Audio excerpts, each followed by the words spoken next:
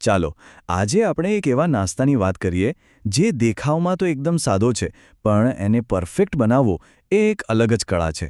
આપણે વાત કરી રહ્યા છીએ એકદમ કુરકુરા બજાર જેવા શેકેલા ચણાની. ઘરે એને એવા બનાવવા એ એક મોટો પડકાર જેવો લાગે છે નહીં? પણ આજે આપણે એના બધા રહસ્યો ખોલવાના છીએ. આ સવાલ લગભગ દરેકના મનમાં આવ્યો જ હશે, બરાબર ને?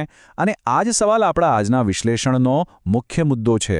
આપણે એક એવી સફર પર છીએ જ્યાં આપણે એ શોધીશું કે આ સામાન્ય લાગતા ચણાને એક અસાધારણ નાસ્તામાં ફેરવનારું જાદુ છે શું. તો ચાલો આની ઊંડાઈમાં ઉતરીએ. તો આપણી આ સફર શરૂ થાય છે આપણા પોતાના આધુનિક રસોડામાંથી, જ્યાં મોટાભાગના લોકો આ નાસ્તો બનાવવાનો પ્રયત્ન કરે છે. અને અહીં બે મોટા ખેલાડીઓ છે, ઓવન અને એર ફ્રાયર. ચાલો જોઈએ કે આ મુકાબલામાં કોણ જીતે છે. તો જુઓ, એક બાજુ છે ઓવન, જેમાં લગભગ 25થી 30 મિનિટ લાગે છે અને એમાં મહેનત પણ વધારે છે, કારણ કે ચણાને પહેલાં લગભગ અડધો કલાક સૂકવવા પડે છે. હવે બીજી બાજુ છે એર ફ્રાયર, જે આ જ કામ અડધા સમયમાં એટલે કે ફક્ત 15 મિનિટમાં કરી દે છે. અને સૌથી મોટી વાત, એમાં ચણા સૂકવવાની કોઈ જ ઝંઝટ નથી. પરિણામ, એર ફ્રાયર એકદમ કન્સિસ્ટન્ટ સુપર ક્રિસ્પી ચણા બનાવી આપે છે. ઓવનવાળી રીતની વાત કરીએ તો એમાં થોડી ધીરજ તો રાખવી જ પડે. પહેલાં ચણાને પલાળો, પછી એને પ્રેશર કુકરમાં બાફો, જેથી એ નરમ પડી જાય. પછી પાણી કાઢીને એને એક કપડા પર ફેલાવીને લગભગ 30 મિનિટ સુધી સૂકવવાના. અને આ બધું પતે પછી જ એ શેકાવા માટે ઓવનમાં જાય છે.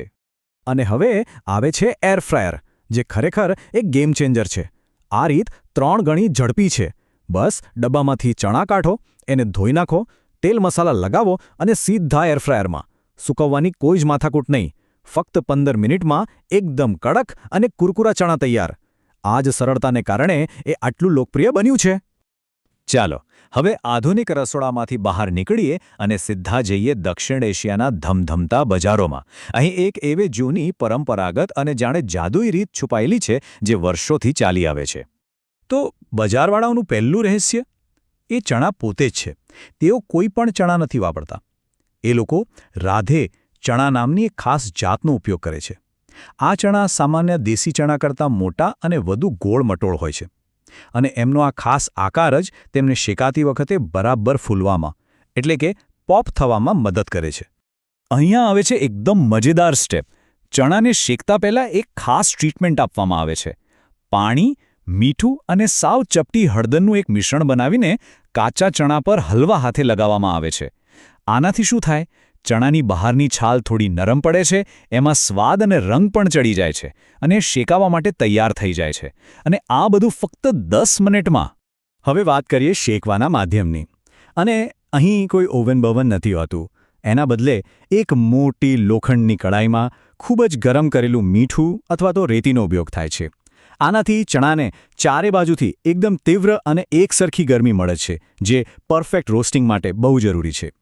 અને આ છે આખી વાતનો સૌથી મોટો ખુલાસો. 2 તબક્કામાં શેકવાની પ્રક્રિયા. પહેલાં ટ્રીટ કરેલા ચણાને ગરમ મીઠામાં નાખીને થોડી જ વારમાં બહાર કાઢી લેવામાં આવે છે. પછી એને 5-1 મિનિટ માટે ઠંડા થવા દેવાય છે. અને પછી એ ઠંડા થયેલા ચણાને ફરીથી એ જ ગરમ મીઠામાં નાખવામાં આવે છે. આ જે ગરમ ઠંડી શોક ટ્રીટમેન્ટ છે ને, એના કારણે ચણા અંદરથી બરાબર ફૂલે છે અને બહારથી કડક બને છે. આપણે આધુનિક અને પરંપરાગત બંને રીતો જોઈ લીધી. પણ આ બધા પાછળનું વિજ્ઞાન શું કહે છે? આ રીતો ખરેખર ચણામાં એવા તે કેવા રાસાયણિક ફેરફારો કરે છે કે આટલા સ્વાદિષ્ટ બની જાય છે? ચાલો એ સમજીએ. તો એક બહુ જ મહત્વનો આંકડો સામે આવે છે, 22%. એક વૈજ્ઞાનિક અભ્યાસ પ્રમાણે ચણાને શેકવાથી એમાં રહેલું ફાઇટિક એસિડ 22% સુધી ઘટી શકે છે. હવે આ ફાઇટિક એસિડ એક એન્ટી ન્યુટ્રિશનલ ફેક્ટર છે, એટલે કે એ પોષક તત્વોના શોષણને રોકે છે. તો એનું ઘટવું એનો અર્થ એ કે શેકેલા ચણા પચવામાં વધુ સરળ બની જાય છે. વૈજ્ઞાનિક તારણો પણ બહુ રસપ્રદ છે. એના પરથી એક વાત સાફ થઈ જાય છે કે ચણાને ખાલી પલાળવાથી કે બાફવાથી ફાઇટિક એસિડમાં કોઈ ખાસ ફેરફાર થતો નથી.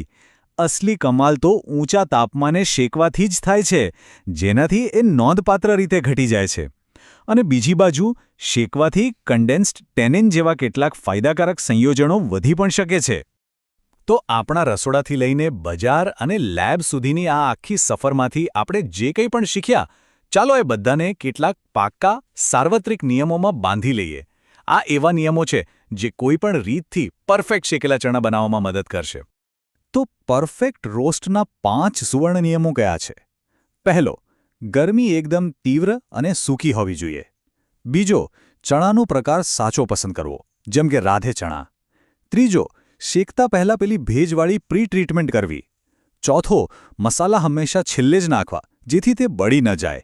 અને પાંચમો નિયમ, જે કદાચ થોડો વિચિત્ર લાગશે, ચણાનું કુરકુરાપણું જાળવી રાખવા માટે તેને હવાચુસ્ત ડબ્બામાં નહીં પણ ખુલ્લા વાસણમાં રાખો. આ બધા નિયમોનું પાલન કરશો તો પરિણામ ચોક્કસ સારું મળશે. તો અંતે આ સવાલ પર આવીને આપણે અટકીએ છીએ. શું શેકેલા ચણા એ ફક્ત પેટ ભરવા માટેનો એક સાદો નાસ્તો છે? કે પછી એ પરંપરા, ભૌતિકશાસ્ત્ર અને રસાયણશાસ્ત્રનું એક એવું અદ્ભુત મિશ્રણ છે જે એક નાના અમથા દાણામાં છુપાયેલું છે?